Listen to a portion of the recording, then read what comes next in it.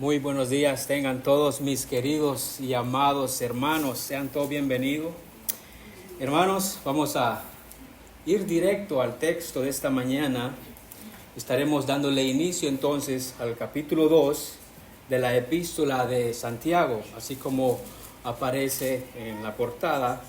Estaremos, hermanos, del versículo del 1 al 4,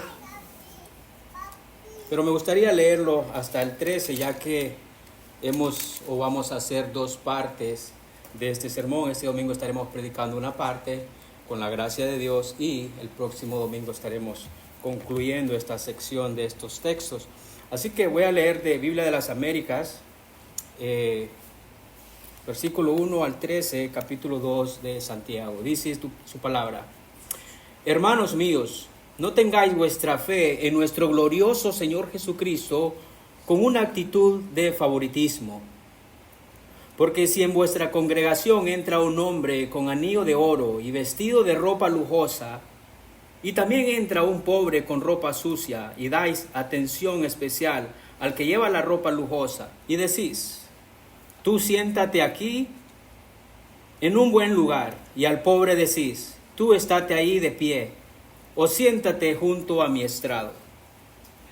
¿No habéis hecho distinción entre vosotros mismos y habéis venido a ser jueces con malos pensamientos? Hermanos míos amados, escuchad. ¿No escogió Dios a los pobres de este mundo para ser ricos en fe y herederos del reino que Él ha prometido a los que le aman? Pero vosotros habéis menospreciado al pobre. ¿No son los ricos los que os oprimen y personalmente os arrastran a los tribunales? ¿No blasfeman ellos el buen nombre por el cual habéis sido llamados? Si en verdad cumplís la ley real conforme a la Escritura, amarás a tu prójimo como a ti mismo, bien hacéis. Pero si mostráis favoritismo, cometéis pecado y sois hallados culpables por la ley como transgresores. Porque cualquiera que guarda toda la ley, pero tropieza en un punto, se ha hecho culpable de todos. Pues el que dijo: no cometas adulterio, también dijo: no mates. Ahora bien, si tú no cometes adulterio, pero matas, te has convertido en transgresor de la ley. Así hablad y haced y proceded, como los que han de ser juzgados por la ley de la libertad. Porque el juicio será sin misericordia para el que no ha mostrado misericordia. La misericordia triunfa sobre el juicio. Oremos, hermanos míos.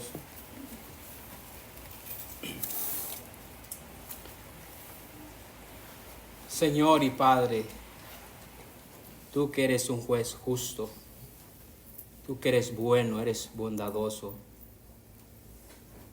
tal y como tu palabra ya nos ha dicho que eres el Padre bueno. Todo lo bueno, todo don perfecto proviene de ti, toda buena dádiva viene de ti.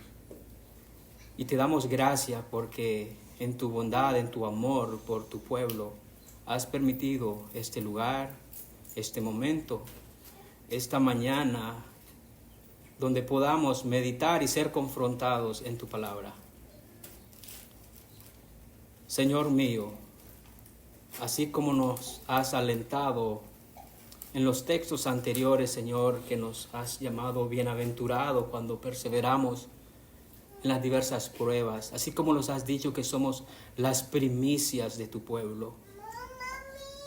También, Señor, esta mañana, concédeme tu favor para ser fiel a tu exhortación a tu pueblo. Que tu nombre sea glorificado.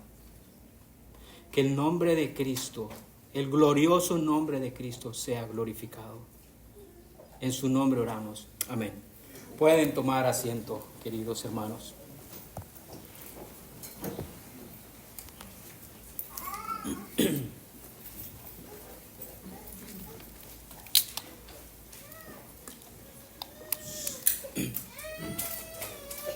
Hermanos míos, cuando pensamos en los atributos de Dios, su naturaleza y sus características divinas, por lo general pensamos en su santidad, pensamos en su justicia, pensamos en su omnipotencia, que es todopoderoso, pensamos en su omnisciencia, Él conoce o es conocedor de todas las cosas.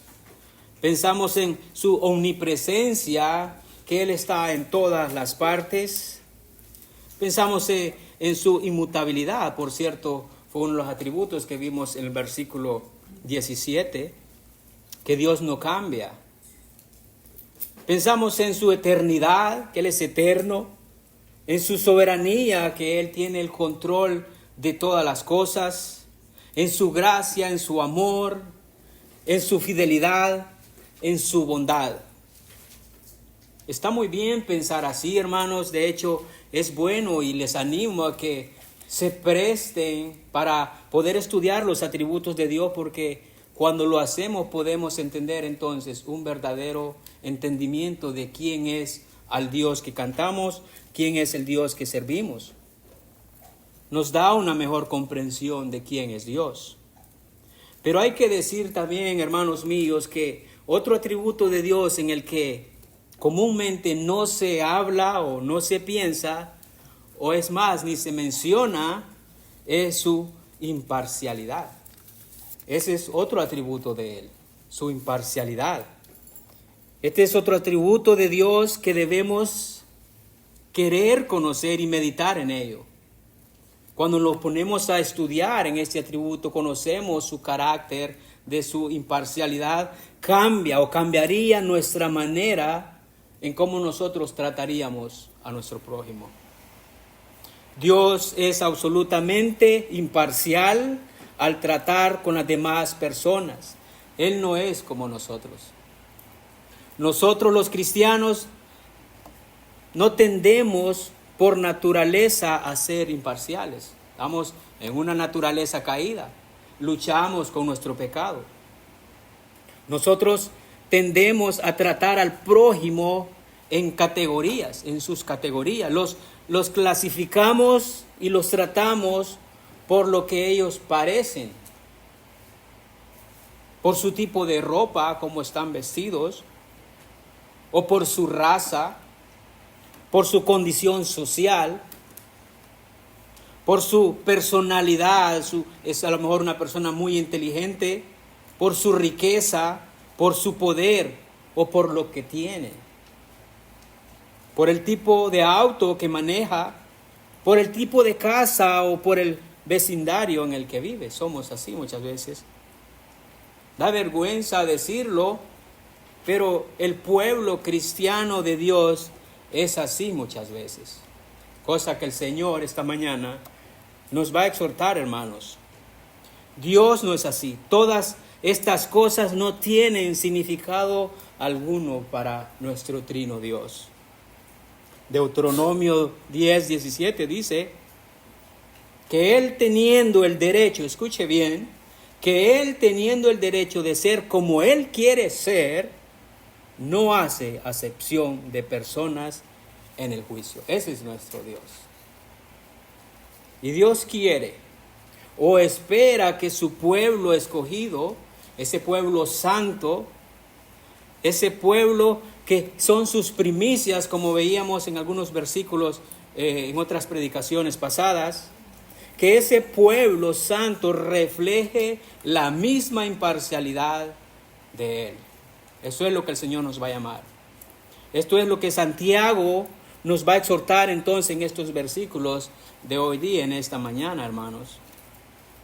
Hoy día, con la gracia de Dios, estaremos predicando entonces en los primeros 4 versículos del capítulo 2 de esta epístola de Santiago, en su primera parte, titulada El mal del favoritismo en la iglesia, parte 1. Así que pasemos a ver entonces en el versículo 1 de este capítulo 2, hermanos, como punto de partida, la fe verdadera no tiene favoritismo. La fe verdadera no tiene favoritismo. Comienza el versículo 1 diciendo: hermanos míos, no tengan su fe en nuestro glorioso Señor Jesucristo con una actitud de favoritismo. Reina Valera lo traduce y dice: hermanos míos, que vuestra fe en nuestro glorioso Señor Jesucristo sea sin acepción de personas. Ya de entrada vemos aquí, hermanos míos, algo especial de este texto, que Santiago comienza diciendo: hermanos míos. Creo que esta ya va a ser hasta un saludo, es la palabra de Dios, y ese saludo está inspirado, así que nos muestra algo. Si está ahí es porque ya de entrada nos está diciendo cómo es un cristiano, cómo es un pastor. Los ve con mucho amor a todos. Esto nos muestra que Santiago tenía una relación íntima y afectuosa con los hermanos, aquellos que estaban en aquella iglesia. Él se dirige a aquellos que van a corregir diciéndoles: hermanos míos. Vemos que la manera, hermanos, en cómo Él los trata es una forma muy íntima, una manera muy cercana y, como ya dije, bien afectuosa. Esta es una expresión, entonces, muy particular del apóstol Santiago a lo largo de toda esta epístola. Por ejemplo, en el capítulo 1 veíamos, aparece ahí hermanos míos en 2 ocasiones, amados hermanos míos. En el capítulo 2, que estaremos predicando también, versículo 1, versículo 5, versículo 14, hermanos míos amados, y así sucesivamente. En el capítulo 3, capítulo 4, capítulo 5, él seguirá llamando a los hermanos míos, amados. Esta es una expresión entonces muy típica que nos permite, hermanos míos, apreciar la hermosa relación que él tenía con los hermanos. Esto es hermoso. Y es que podemos sacar una aplicación ya solo de esta frase. Debemos tener entre nosotros, como hermanos, esa relación cercana, amorosa.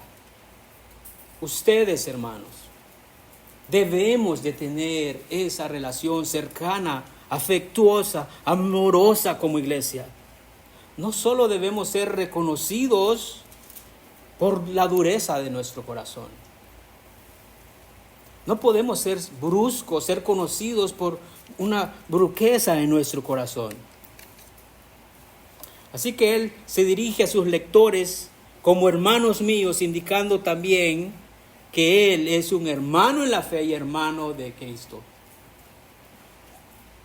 Se identifica con ellos, él no se ve por encima de ellos, se identifica como hermano en la fe y hermano en Cristo Jesús.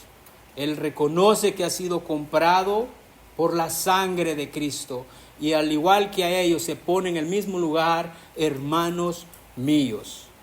También, hermanos, es precioso ver nuevamente cómo se dirige Santiago a la persona de Jesús. Esto lo mencionábamos en el capítulo 1, en el versículo 1, cuando se predicó. Cuando aprendíamos que Santiago, siendo medio hermano de Cristo en la sangre, recuerda esa parte que Cristo tuvo más hermanos. Santiago era un hermano en la sangre de Cristo. Y él, veíamos de que él no se miraba así como ese hermano carnal, sino más bien que dijo que él era un siervo de Dios, un esclavo del Señor Jesucristo.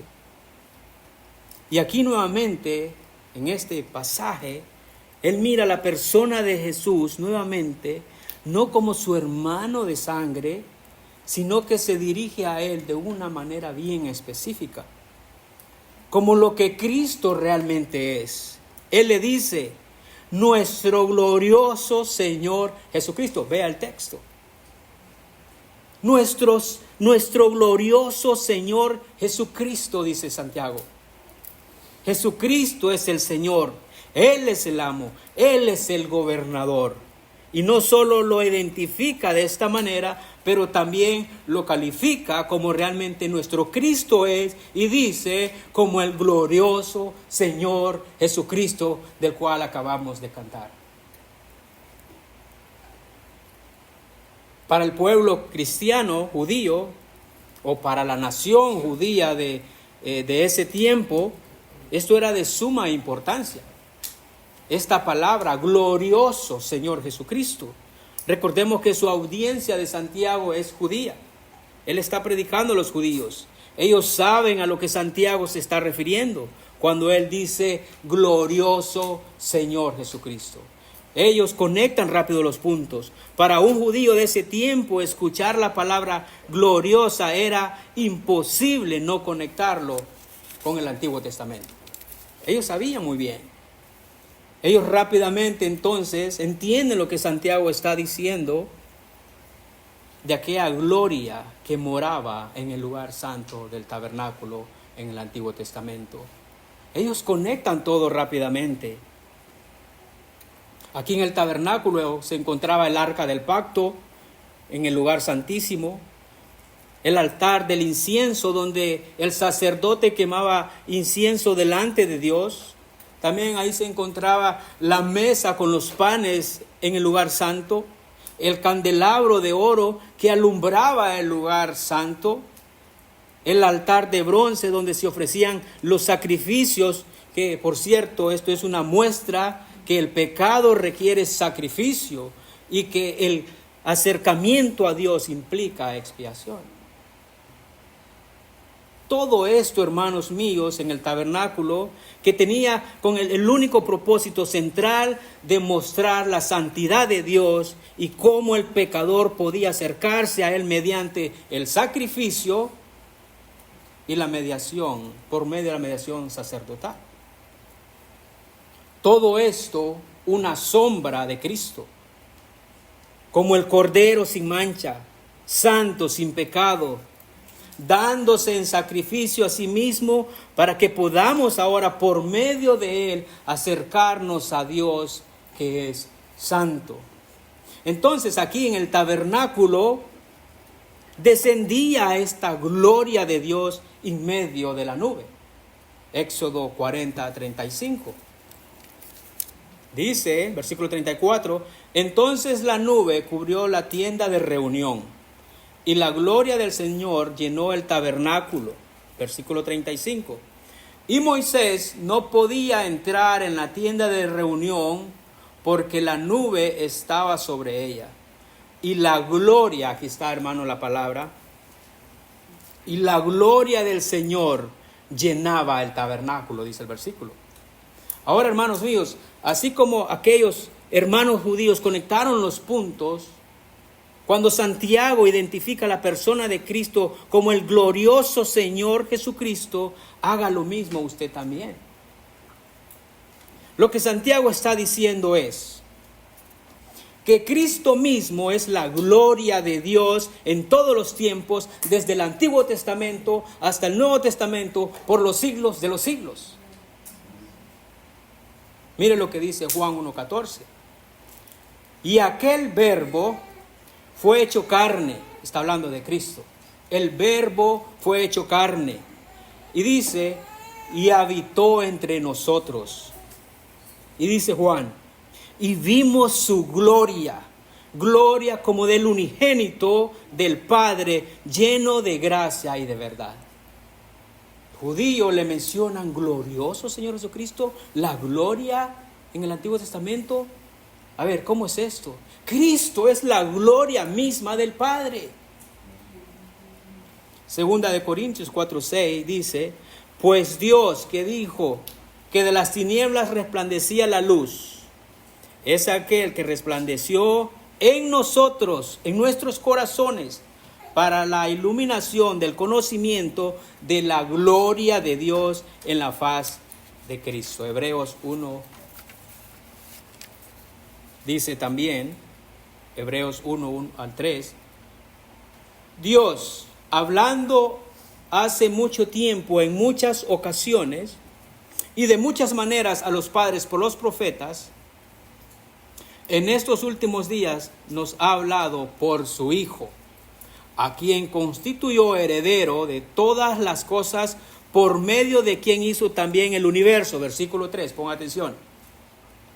Él, refiriéndose a Cristo, Él es el resplandor de su gloria y la expresión exacta de su naturaleza, y sostiene todas las cosas por la palabra de su poder. Ese es nuestro Cristo.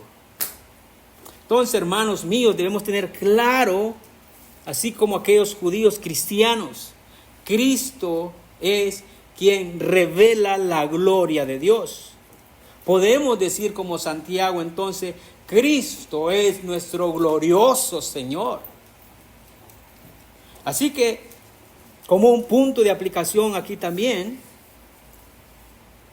el creyente genuino que puede ver esta gloria de Cristo ya no puede dejarse fascinar con aquella gloria corruptible que este mundo le ofrece.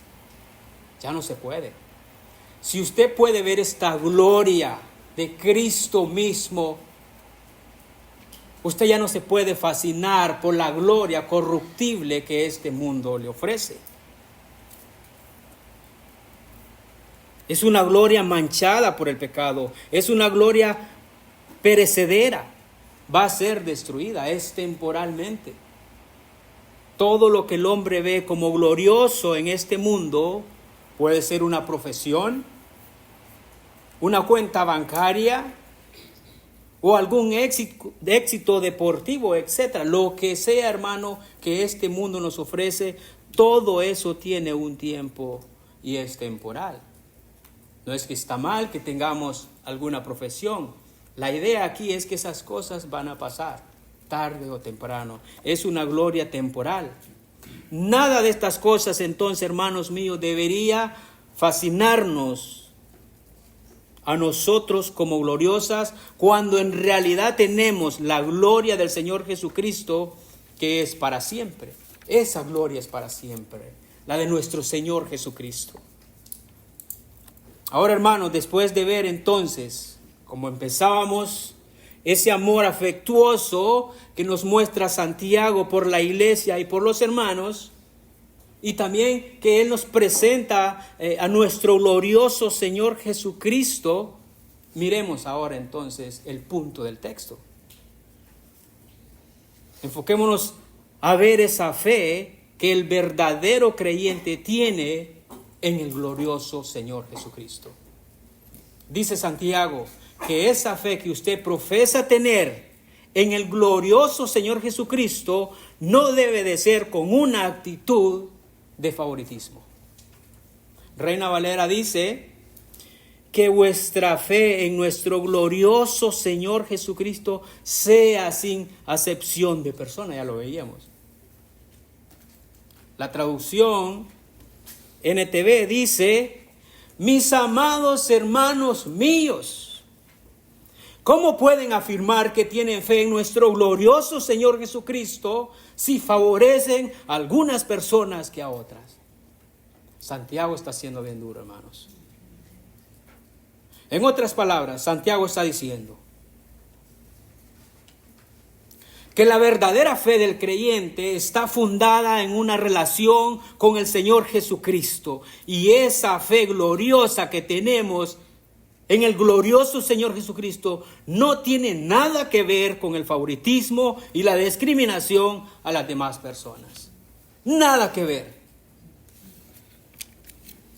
La exhortación de Santiago es que no podemos poseer la fe de Jesucristo, que es la presencia y la gloria de Dios mismo, y nosotros ser parciales. No puede ser que siendo cristianos, profesando fe en el Señor de gloria y a la misma vez teniendo favoritismo y haciendo acepción de personas. No se puede. Siendo parciales, cuando Cristo mismo y el Padre son imparciales y que no hacen acepción de personas. No machea esa fe, hermanos. Cuando nosotros tenemos un corazón que extiende al favoritismo, que hace acepción de personas. Como cristianos, esas cosas ya no van de la mano. Ser imparcial es una persona que no favorece a ninguna de las partes, no favorece a nadie y trata de juzgar basándose en la verdad, los hechos y la justicia. Esa es una persona imparcial. Por ejemplo, un juez debe ser imparcial y escuchar a las dos partes de los acusados antes de tomar una decisión. Este juez no puede tomar partido injustamente por aquellos acusados, no tiene favoritismo, no hace acepción de personas. Ese es un buen juez. Desgraciadamente, hoy en día, este pecado ha invadido hasta el corazón de los jueces, que ahora ellos, en base a favoritismo, al dinero, hacen cosas injustas. Y ser parcial es una persona, en este caso, como estaba diciendo, que favorece a una de las partes dejando que sus preferencias, relaciones o intereses influyan en el juicio. Tomando la misma idea de este juez, que es parcial cuando favorece a uno de los acusados sin considerar las pruebas. No checa las pruebas, no escucha los dos testimonios. Por el favoritismo, por conveniencia propia, por ser un hombre rico, grande en la sociedad de aquella persona que se le acusa. Entonces, hermanos, cuando un creyente tiene favoritismo o hace acepción de personas, es porque tiene el pecado de la parcialidad. Dios es imparcial y nosotros tendemos a ser parciales. Cuando tenemos favoritismo por algunos hermanos dentro y fuera de la iglesia, tenemos este pecado de parcialidad. Y este pecado, hermanos míos, es un pecado muy grave, porque va en contra del carácter de Dios y de Cristo mismo. Nada que ver. Vea lo que dice Mateo 22:16 con respecto a la parcialidad, a la imparcialidad. Dice, y le enviaron sus discípulos junto con los herodianos, diciendo, Maestro, refiriéndose a Cristo, sabemos que eres veraz y que enseñas el camino de Dios con verdad. Y dice, y no buscas el favor de nadie, ¿por qué? Porque eres imparcial.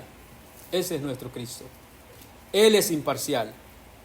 Hasta estos dos grupos que odiaban la enseñanza de Cristo y que se unieron para ir contra su enseñanza, llegaron a entender esto.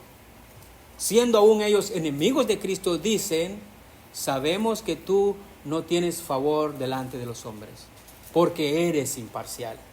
Hasta los propios enemigos se dan cuenta.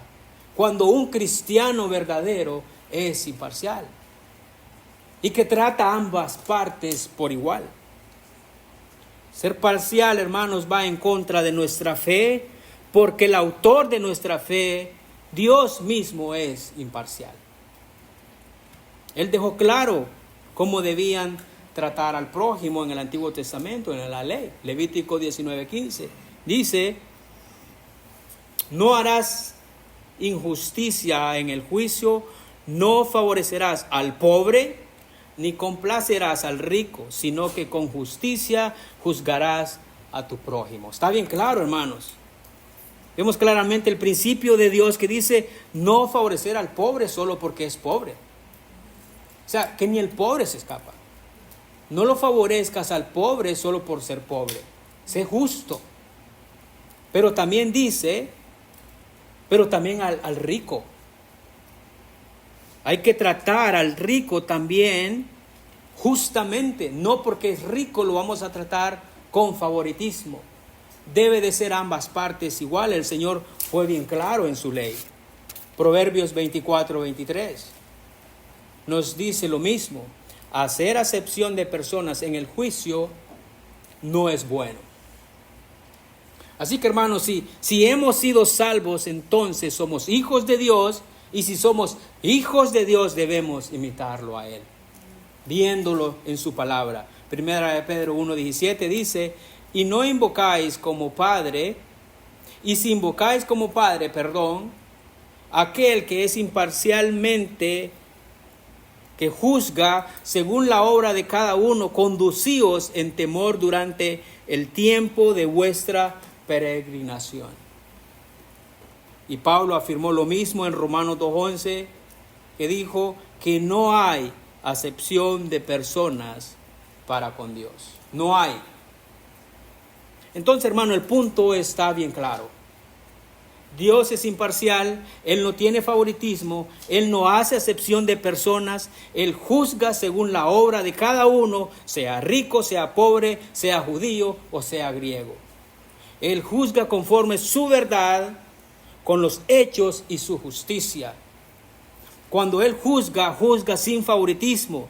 Así también cuando Él perdona, perdona sin hacer acepción de personas. Y cuando Él ama, ama sin hacer acepción de personas también. Y cuando Él sana, sana sin hacer acepción de personas. Y cuando Él trata con alguien, lo hace sin favoritismo. Y cuando Él llama al pecador al arrepentimiento, lo hace sin favoritismo. Él ofrece salvación a los ricos, a los pobres, a los judíos, a los griegos, al blanco, al moreno, porque Él es imparcial. Todos los que van a estar en el cielo no van a estar allá, hermanos míos, porque era alguien aquí en la tierra. Y Dios dijo, los voy a salvar porque me conviene, porque son mis favoritos.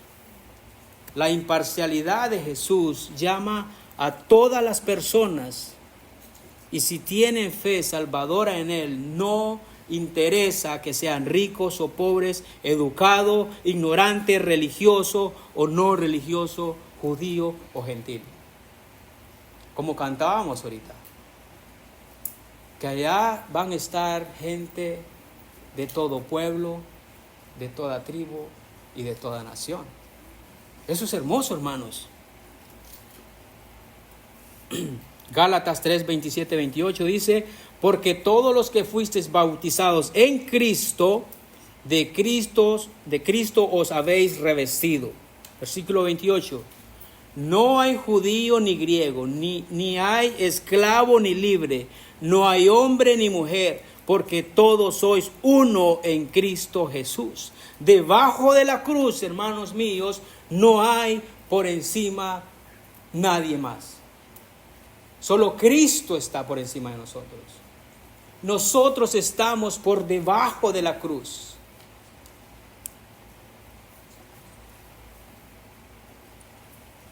Dios, hermanos, que es imparcial y que no hace excepción de personas, le mostró a Pedro que la salvación no era solamente para los judíos, sino que también estaba disponible para los gentiles, pueblo que era muy despreciado por los judíos. Los gentiles eran bien despreciados por los judíos. Comenta un comentarista, William Barclay, que era muy común para un judío empezar su día con una oración, dándole gracias a Dios, escuche bien, porque no era un esclavo o un gentil o una mujer. Imagínate empezar el día en la mañana, gracias Señor porque no soy un gentil. Sigue comentando también que una parte básica de la religión judía tenía un juramento que permitía que nunca se le debía ayudar a un gentil en ninguna circunstancia. Como por ejemplo, con el simple hecho de dar una dirección. Imagínate un gentil perdido y, oiga, disculpe, ¿cómo? Ni eso podían hacer. Estos eran tan así que llegaban incluso, dice William Barclay, a rehusar ayudar a una mujer gentil en su hora de parto, en su hora de dar a luz.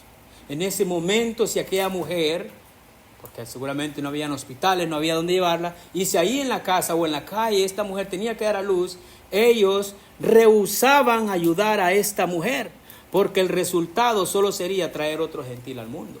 Hermano, esto es tremendo. Y si un judío se casaba con un gentil, se consideraba muerto. O si un judío entraba a la casa de un gentil, se hacía inmundo. Esta era la relación y el contexto donde se encontraban aquellas personas. Y Dios entonces, que es imparcial y que no hace acepción de personas, le muestra a Pedro que el evangelio debería ir a los gentiles. Gloria a Dios que no es como nosotros. Aquel pueblo despreciado tenía esperanza. Y es así como Dios, en su plan soberano, hermoso, para traer a pecadores al arrepentimiento, hermanos, hace que Pedro, siendo un judío, tenga un encuentro con Cornelio, que es un gentil. Hechos capítulo 10 narra toda esta historia tan hermosa. Para que Pedro venga y pueda presentar el evangelio a este Cornelio y a los de su casa que eran gentiles, y que la salvación también estaba ofrecida a ellos. Y Pedro llega a comprender entonces, hermanos míos, algo tan hermoso de lo que estamos hablando en el versículo 34 de Hechos 10. Y dice: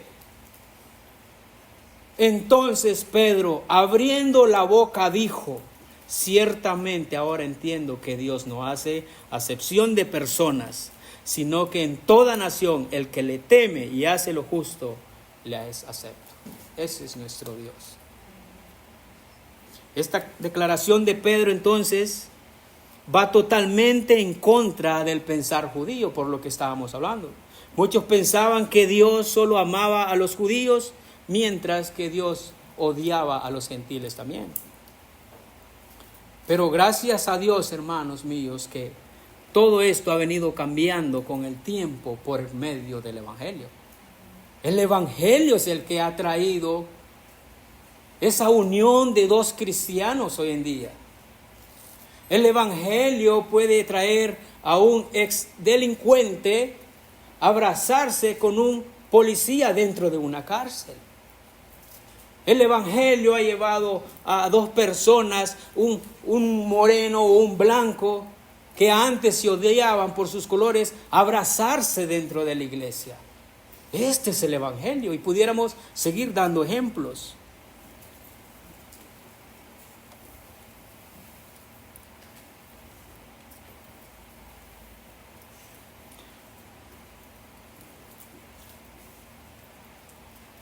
Así que, hermanos míos, necesitamos ver a Cristo constantemente y su evangelio para que dejemos todo favoritismo, tanto adentro de la iglesia como allá afuera.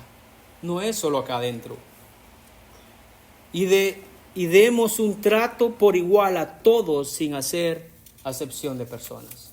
Si somos cristianos, hemos creído el evangelio, este es el llamado que el Señor está haciendo. Cuando los judíos mostraban este tipo de parcialidad, no estaban siendo fieles al corazón de Dios que se les había revelado ya en el Antiguo Testamento. Ellos ya debían saber esto. Segunda de Crónicas 19:7 dice: ahora pues, que el temor del Señor esté sobre vosotros. Tened cuidado en lo que hacéis, porque con el Señor nuestro Dios no hay injusticia, ni acepción de personas, ni soborno. Los cristianos no deben excluir a otra persona de Dios solo por sus antecedentes nacionales. No podemos. Seguramente algunos piensan que Dios ve el color de la persona, o el estado económico, o la nacionalidad. Y no es así, hermanos. No es así.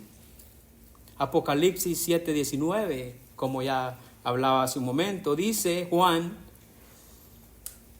que miró una gran multitud que nadie podía contar en el cielo,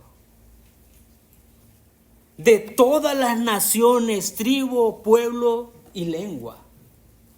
que ni se podían contar en el cielo, porque hay de todas las naciones, de todas las razas, de todos los colores. Esto hace el Evangelio. Así que Santiago entonces nos dice que nuestra fe, volviendo al punto, ¿verdad?, en nuestro glorioso Señor Jesucristo no sea con una actitud de favoritismo. Al igual que el Señor, los creyentes debemos tratar al trabajador que recibe un menor salario con el mismo respeto con que trataríamos al presidente de un banco. Deberíamos tratarlos por igual.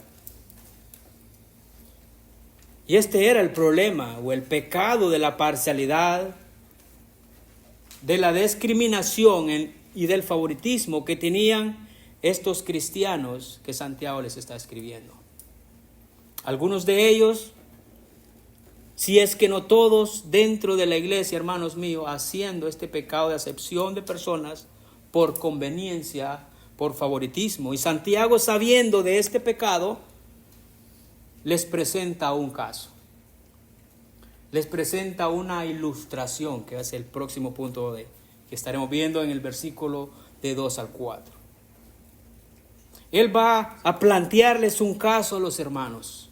Él, conociendo el corazón de sus hermanos, cómo estaban haciendo favoritismo, él viene y les va a comentar una ilustración para que ellos puedan entender y lo que ellos deben de hacer.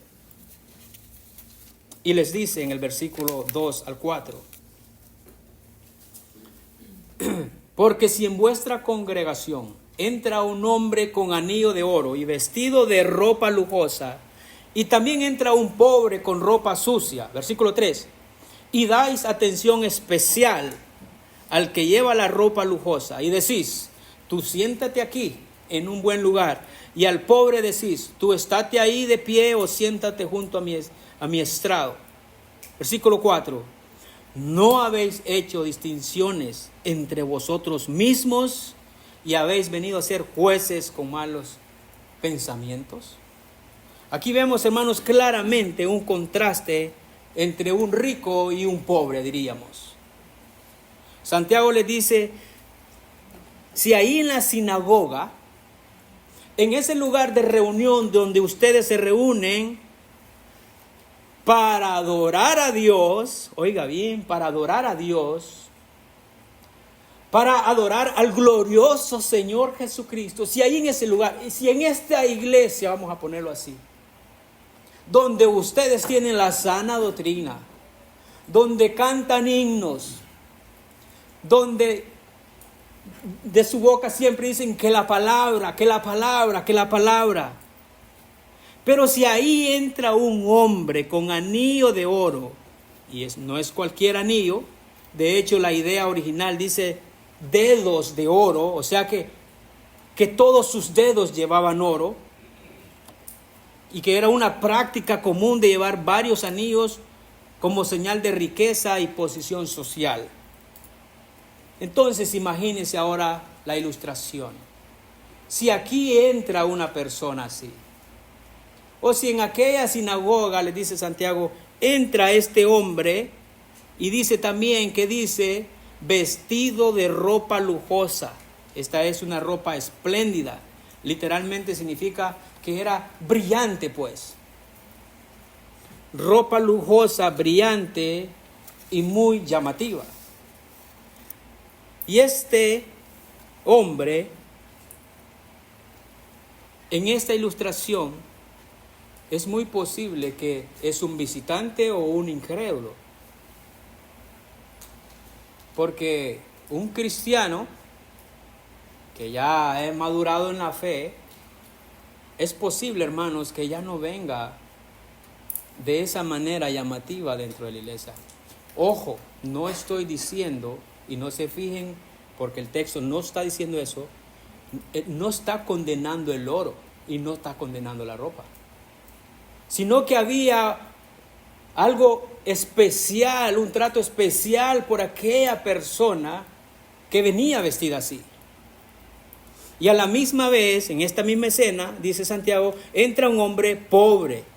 sin recursos, despreciado, con ropa sucia y maloliente. Al parecer este hombre olía horrible, pues seguramente venía de la calle. Él plantea una situación donde podemos imaginar, seguramente era un hombre de la calle, seguramente es un campesino pobre que solo tiene una mudada. Puede pasar muchas razones. El punto es que este hombre con ropa rota, sucia y tal vez oliendo horrible entra en la misma escena. Santiago, hermanos míos, claramente está presentando una suposición acá de estos dos hombres y hace esto para marcar fuerte contraste entre ellos. Porque Santiago lo que quiere es que estos hermanos, que son hermanos, se pusieran a pensar para que al final darles una exhortación de que ellos son así. Y dice el versículo 3, y dais atención especial al que lleva la ropa lujosa. Aquí, hermano, está el pecado del favoritismo. Le están dando atención especial. Atención hay que dar a todos, sea pobre o rico. Cuando abrimos esa puerta le damos atención a todos.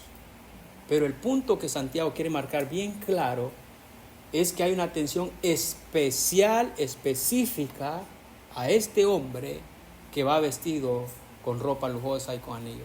Había algo en el corazón de estos hermanos. Y le dicen, tú siéntate aquí en un buen lugar, los mejores asientos, donde pega mejor el aire. Bueno, allá no había aire acondicionado, ¿verdad? Pero seguramente estaba cerca de la ventana. Donde está más cómodo, el mejor asiento. Se dice que en casi todas las sinagogas, hermanos míos, de aquella época, habían pocos bancos para sentarse. Tal vez 1 o 2 bancos al frente de esta sinagoga o estos lugares de reunión. Estos eran los primeros puestos, las primeras sillas que le gustaba, acuérdese, a los escribas y fariseos hipócritas ocupar siempre. Mateo 23:6. Y al pobre le dicen, tú estate ahí de pie. Tú entraste ahí, no, tú te quedas ahí en la entrada. El rico, el que tiene dinero, pase al frente, usted se me sienta aquí. Tú quédate allá, tú quédate parado, tú no te muevas. Si quieres, quédate afuera, escucha de lejos. O es más, si gustas, venga, siéntate aquí a mis pies.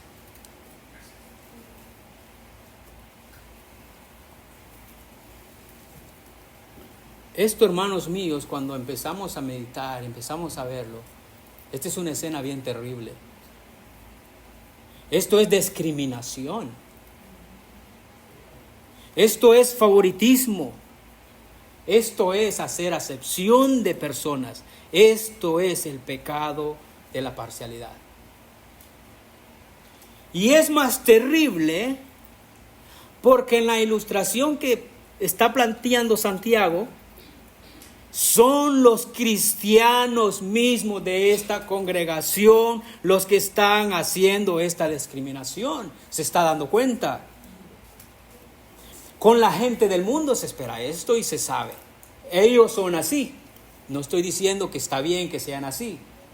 Pero hermanos, aquí son los cristianos los que están haciendo esta división. Pero en la iglesia de Dios, donde se exalta el glorioso Señor Jesucristo, ¿qué? Sí, en la iglesia. En muchas iglesias pasa esto hoy en día. Por supuesto que sí. Esta es la palabra de Dios, que es perfecta, que es inspirada, que no tiene errores, que conoce nuestro corazón, conoce nuestras mentes, conoce nuestras intenciones y sabe a quién le está hablando.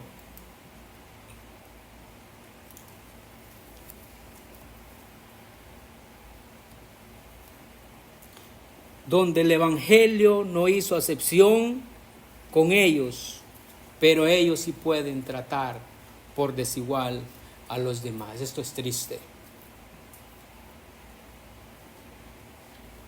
Esto va en contra de la fe gloriosa. Esto va en contra de nuestra salvación. Esto va en contra del carácter de Dios. Esto va en contra del ministerio de nuestro propio Cristo aquí en la tierra.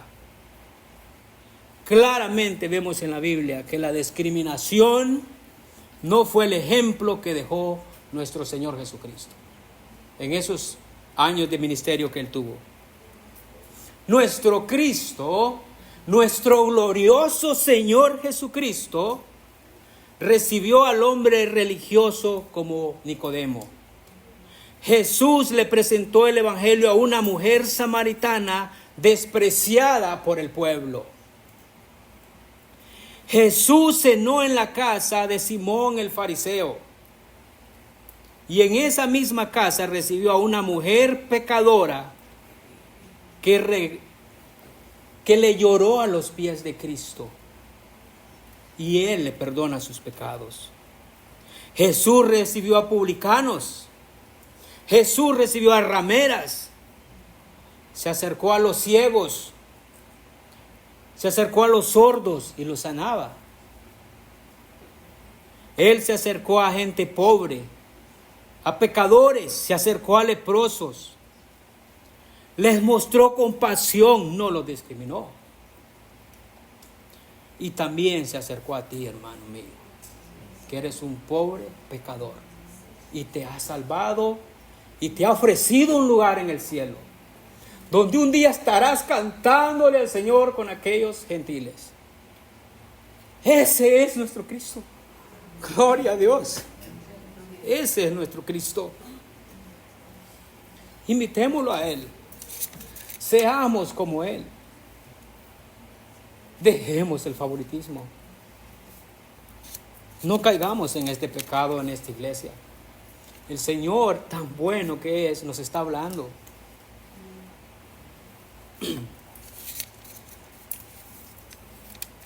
Pablo le recordó a los creyentes que Dios muestra su amor para con nosotros, en que siendo aún pecadores, Cristo murió por nosotros. Romanos 5:8. Y nosotros ahora vamos a hacer acepción de personas, vamos a tratar a los demás con favoritismo. No, hermanos. Cuando se nos ha mostrado amor, ya no podemos ser iguales. ¿Cuál es la actitud que tiene nuestra iglesia cuando vienen personas diferentes? ¿Cuál es nuestra actitud? ¿Cuál es la actitud de los pastores con los miembros de la iglesia? ¿Los tratan a todos por igual? ¿Aman al rebaño por igual? Si miran ustedes a una persona y le dan atención especial más que a la otra de acuerdo a su condición, tienen un fuerte problema grave. Están pecando y necesitan arrepentirse, sea quien sea. Si la iglesia y sus líderes miran a las personas de acuerdo a las apariencias externas, si los bienes son los que definen el trato hacia nuestro prójimo, sea cristiano o no, tenemos un grave problema en el corazón. Porque estas acciones, hermanos míos, son de sumamente pecaminosas y no estamos modelando a Cristo en nada. Y Santiago va a seguir siendo bien duro en los próximos versículos. Porque estas acciones son sumamente pecaminosas. No estamos modelando una fe viva, genuina de nuestro Señor Jesucristo. Y en el versículo 4, Santiago hace una pregunta retórica. Y les dice: ¿no habéis hecho distinciones entre vosotros mismos? ¿Y habéis venido a ser jueces malos, de malos pensamientos? Les hace una pregunta retórica. Santiago dice, son jueces con malos pensamientos cuando ustedes han hecho esto.